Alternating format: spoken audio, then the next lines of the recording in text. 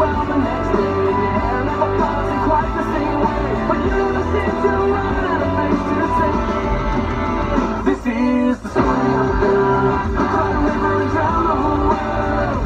While she looked so sad and lonely there, I had to love her when she smiles.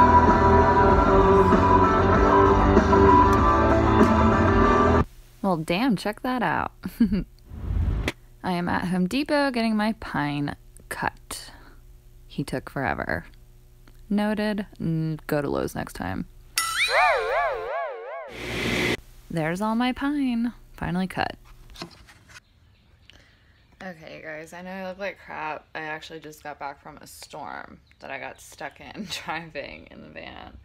And yeah, holy anxiety attack. So anyway, I'm back here. I'm in the garage and I am painting this pine. I just put like primer over it and now I'm staining it with an antique white stain, but it doesn't look any different. Do you see that? So I think I'm gonna use that rustic gray that I got. I don't know where I put it. I have no idea where I put it. But this is the mess in the garage right now, just by working on the van.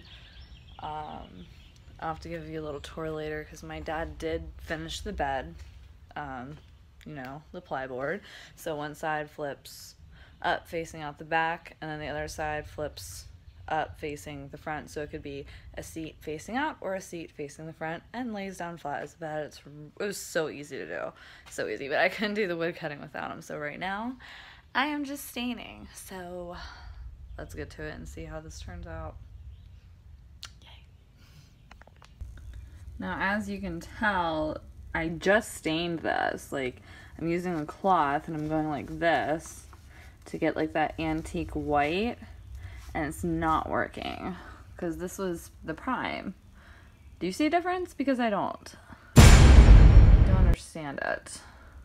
So I'm gonna do a test on this one with the gray. So let's see how that turns out. Maybe if it looks good, I'll mix a little bit of both of these and see what happens. Gotta get creative. Let's see how it works. Okay, I don't know if you guys would consider this rustic, whatever, I don't know. So what I did was I used this wood stain, aged wheat.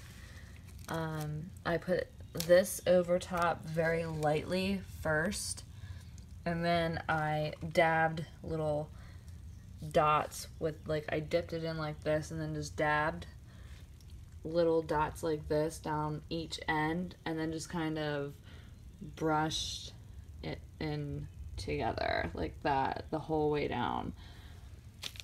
And I think I'm gonna leave it like that. I'm not sure. I might let it dry and maybe do the same thing with this stuff just to see what it looks like. But I was going for the antique white, but I don't like it just doesn't look any different than with the regular primer. So this I would not suggest ever getting. Just saying. And I will never buy this again because it is shit. Just throwing that out there. This little stuff though, the colored stuff is pretty legit, pretty well done. As you can see over here, I painted my own little template for the cubby above the van. Some of the seashells fell off, but that's just because it was rough at first. But I painted this myself. I drew lines around here to cut out where the hole is going to be for the cubby so you can reach in and pull stuff out. But that stain, after I was done painting it, as you can tell, I did use the stain across this painting.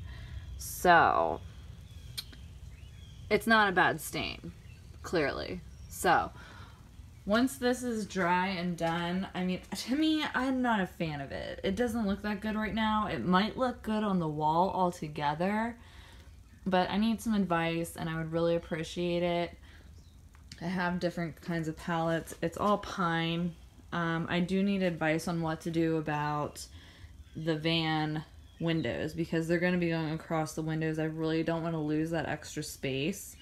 So any ideas? Like if I could just drill metal to metal from each end across the window so the window's not touched, that'd be great, rather than having to frame out the whole van and lose like a couple inches of space, if you know what I mean. So any input, please let me know. Please comment below. I would really appreciate it.